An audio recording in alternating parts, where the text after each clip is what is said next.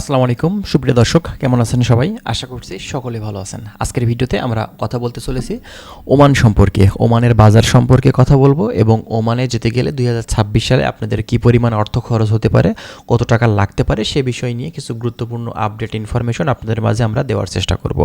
অবশ্যই ভিডিওটি আপনারা সম্পূর্ণ দেখবেন। অবশ্যই আমরা বিস্তারিত কিছু তথ্য এই ভিডিও থেকে আপনাদেরকে দেওয়ার চেষ্টা করব। যারা ওমান সম্পর্কে যেতে ইচ্ছুক আছেন তারা অবশ্যই কমেন্ট করতে পারেন আপনারা কী বিষয়ে জানতে চাচ্ছেন। ফার্স্ট অফ অল আপনাদেরকে বলি যে দেখেন ওমান দেশটির ভিসার পরিস্থিতি কী আছে বর্তমান এখন পর্যন্ত সে বিষয়ে কথা বলি, তারপরে আমরা খরচ সম্পর্কে কথা বলছি।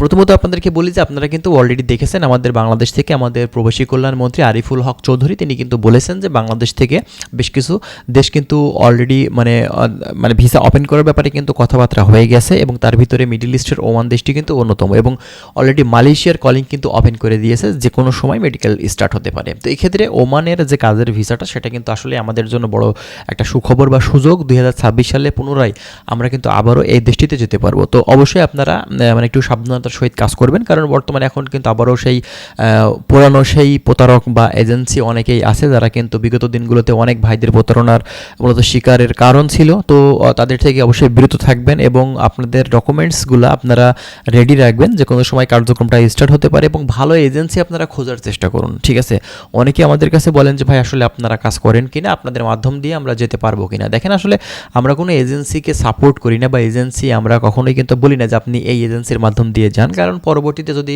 সে না পাঠাতে পারে পরবর্তীতে আপনারা কিন্তু কমেন্ট করবেন যে ভাই আসলে কোন এজেন্সির আসলে আমাদেরকে খোঁজ দিলেন যে সে আমাদেরকে পাঠাতে পারলো না। তো এটা কিন্তু আসলে খারাপ দেখায়। এই জন্য আমরা কোনো এজেন্সিকে আসলে সাজেস্ট করি না বা আমরা কোনো ভিসা রিলেটেড কাজ কিন্তু করি না, আমরা জাস্ট ইনফরমেশনগুলো আপনাদেরকে দেই। দ্বিতীয় কথা হচ্ছে বর্তমানে বাংলাদেশ থেকে এখন যদি ওমানের ভিসা ওপেন করে দেয় সেক্ষেত্রে আপনাদের কেমন খরচ লাগতে পারে। তো এক্ষেত্রে এই বিষয়ে কথা বলতে গেলে অবশ্যই বিগত দিনগুলোর দিকে একটু তাকাতে হবে যে আমাদের আগে যখন কর্মীগুলো নিত বাংলাদেশ থেকে ওমানে তখন মূলত আসলে কেমন খরচ লাগতো। দেখেন বাংলাদেশ এজেন্সি এরা বেশিরভাগ ক্ষেত্রেই কিন্তু অতিরিক্ত মাত্রায় খরচ কিন্তু নিয়ে থাকে, যেখানে অন্যান্য দেশ থেকে আপনি যদি ইন্ডিয়ার কথা বলেন বা পাকিস্তানের কথা বলেন বা নেপালের কথা বলেন তারাও কিন্তু সেখানে গিয়ে কাজ করছে এবং তাদের খরচটার দিকে যদি আপনি তাকান সেক্ষেত্রে আপনার কিন্তু মাথা ঘুরে যাবে। এর কারণ হচ্ছে তারা 1 লক্ষ 1.5 লক্ষ টাকার ভিতরে তারা কিন্তু সেখানে গিয়ে কাজ করছে, 1 লক্ষ টাকার ভিতরে গিয়ে কাজ করছে, কারণ ওমান ছোট একটি দেশ, এখানে যে লক্ষ লক্ষ টাকা ইনকাম করা যায় মাসে তা কিন্তু না, এখানে কিন্তু কম খরচে মানুষ যেয়ে থাকে।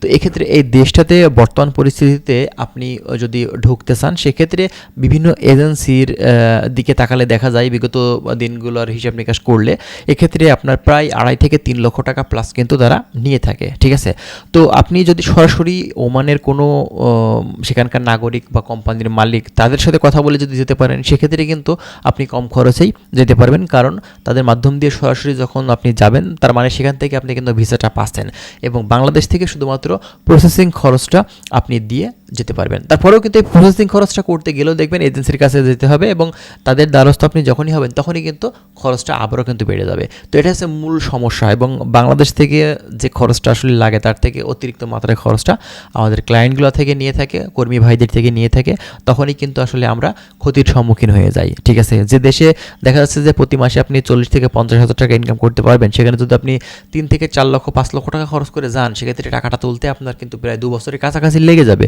তো এটাই কিন্তু আমরা স্বাভাবিকভাবে দেখে থাকি, শুধুমাত্র এই ওমানের বাজার না, মালয়েশিয়ার ক্ষেত্রে অন্যান্য দেশের ক্ষেত্রেও কিন্তু সেম একই রকম সমস্যা আমাদের সামনে আসে। তো যাই হোক, যারা ওমান সম্পর্কিত তথ্যগুলো প্রতিনিয়ত আমাদের থেকে পেতে চাচ্ছেন অবশ্যই আপনারা আমাদের চ্যানেলের সঙ্গেই থাকবেন। আমরা চেষ্টা করছি বিভিন্ন ধরনের গুরুত্বপূর্ণ আপডেট ইনফরমেশনগুলো আপনাদেরকে দেওয়ার, তার জন্য অবশ্যই আমাদের চ্যানেলটি সাবস্ক্রাইব করে রাখবেন। যদি কোনো কিছু আপনাদের জানার থাকে সেক্ষেত্রে অবশ্যই আপনারা আমাদের কমেন্ট বক্সে কমেন্ট করতে পারেন। ভালো থাকবেন, আল্লাহ হাফেজ।